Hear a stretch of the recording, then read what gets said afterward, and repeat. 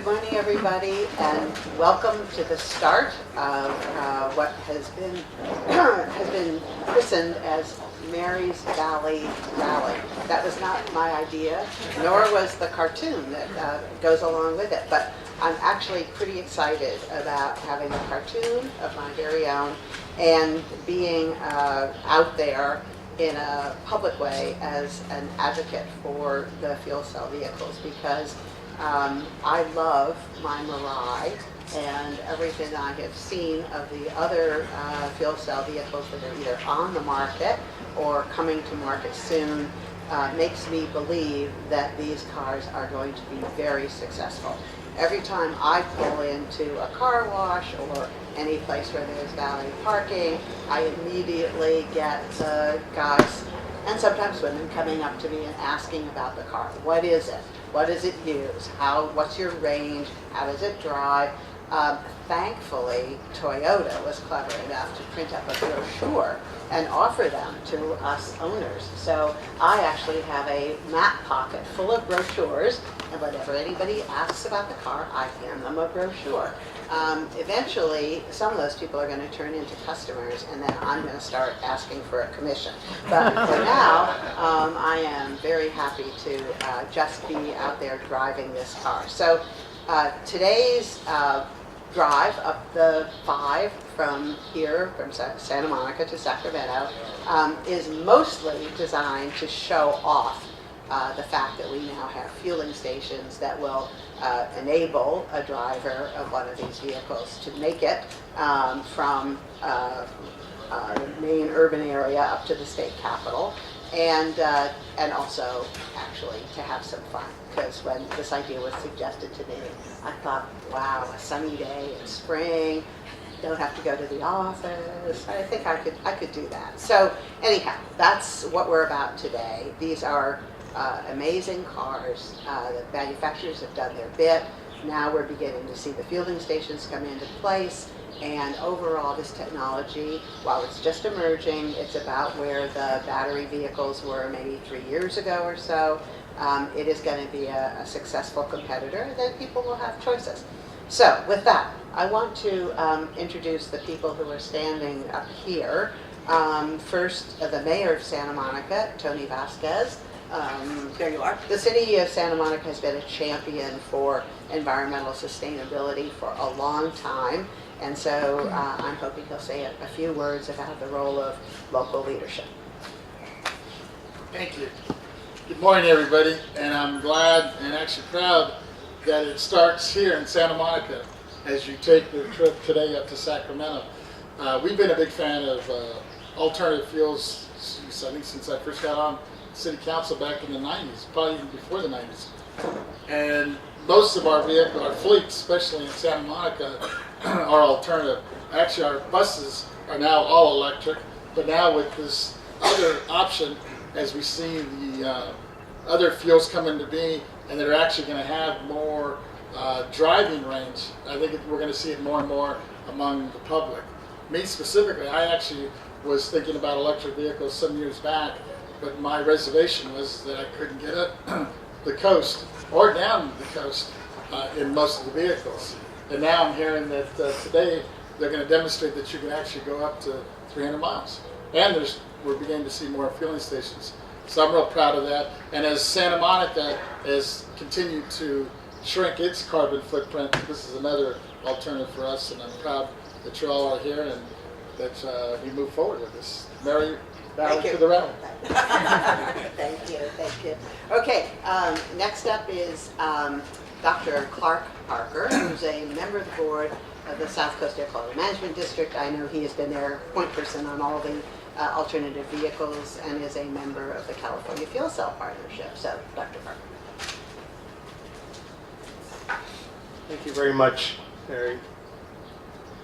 I guess one of the things that always happens that when you become one of the board members of an organization, as well as that of being on the executive board of the Hydrogen Fuel Cell Partnership, you have the opportunity to drive a lot of cars.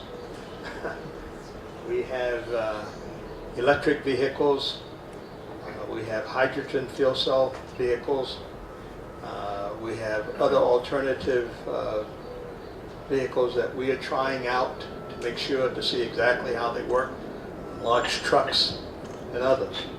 One of the things that I've been very impressed with, and that is the hydrogen fuel cell vehicle itself.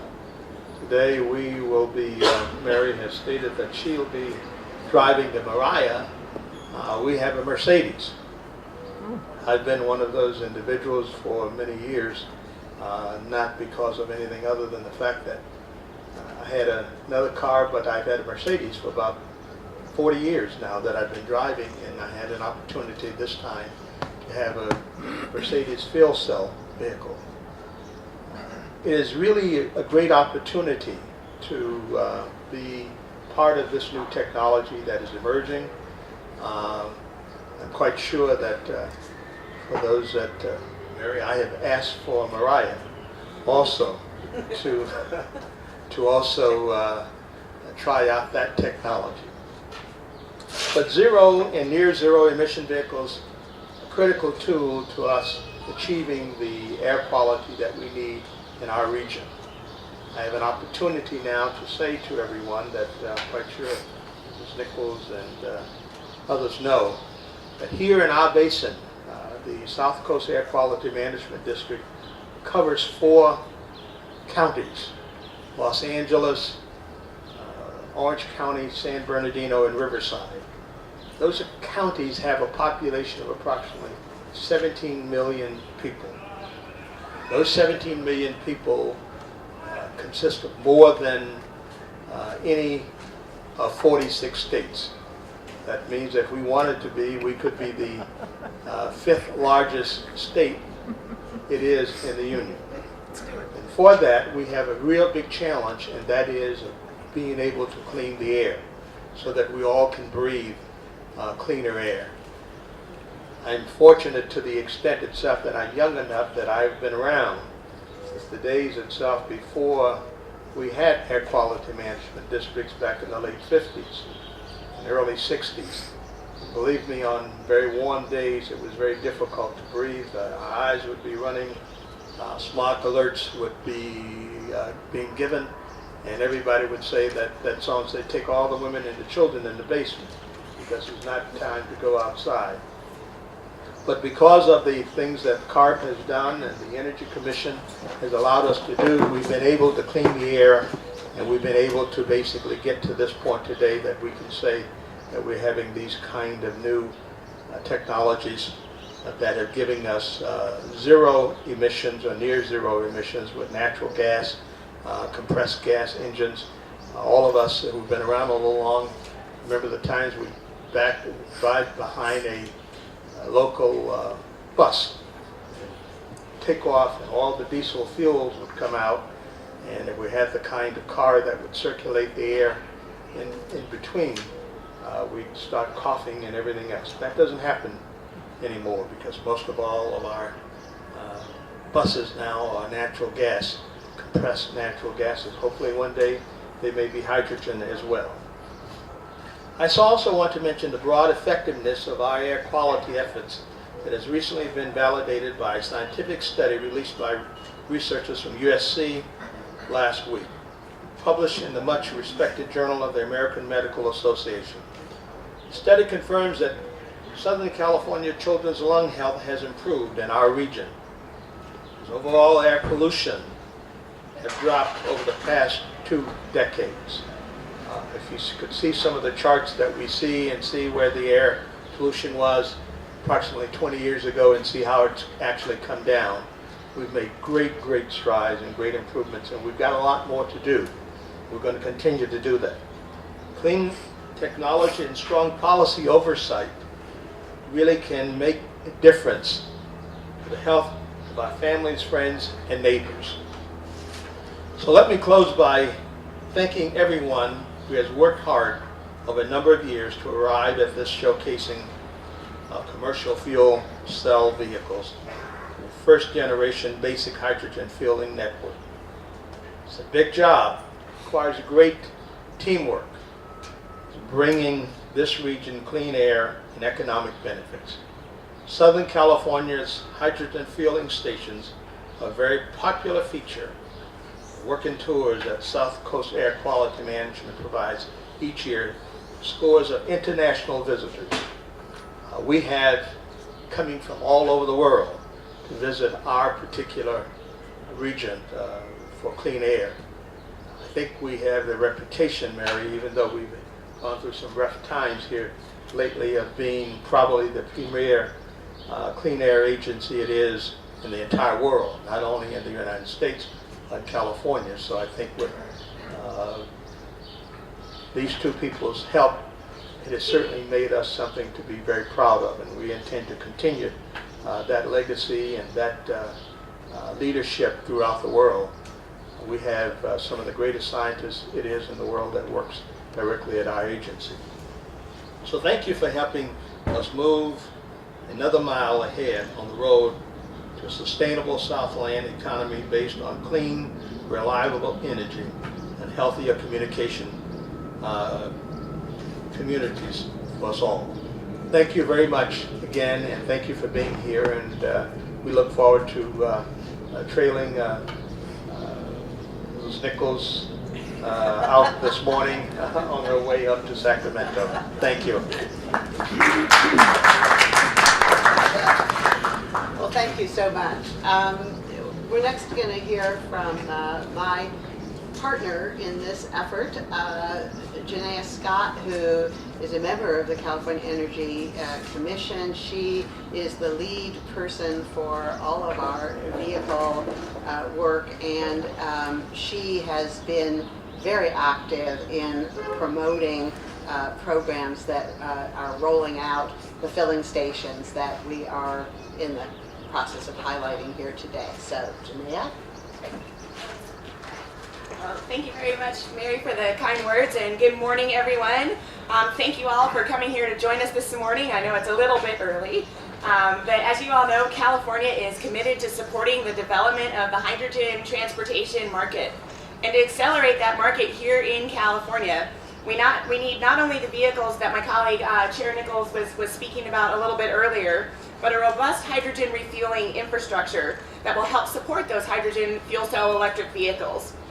So recognizing this emerging market and that these stations are not easy to build, the California Energy Commission, which is where I'm a commissioner at, invests up to $20 million annually from our Alternative and Renewable Fuel and Vehicle Technology program to help kickstart this market and to get an initial network of 100 stations across our great state of California.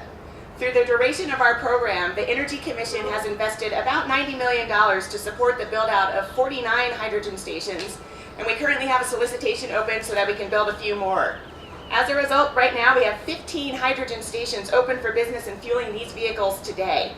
And the fact that we are here today and getting ready to make this drive from Los Angeles to Sacramento in our hydrogen fuel cell electric vehicles demonstrates the significant progress that has been made in building out California's hydrogen refueling infrastructure.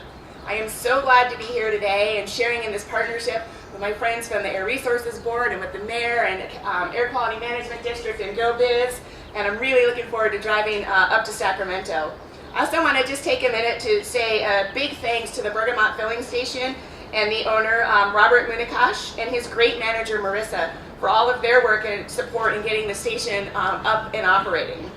So I think the key takeaway for us here today is that the hydrogen stations are here now and more are coming.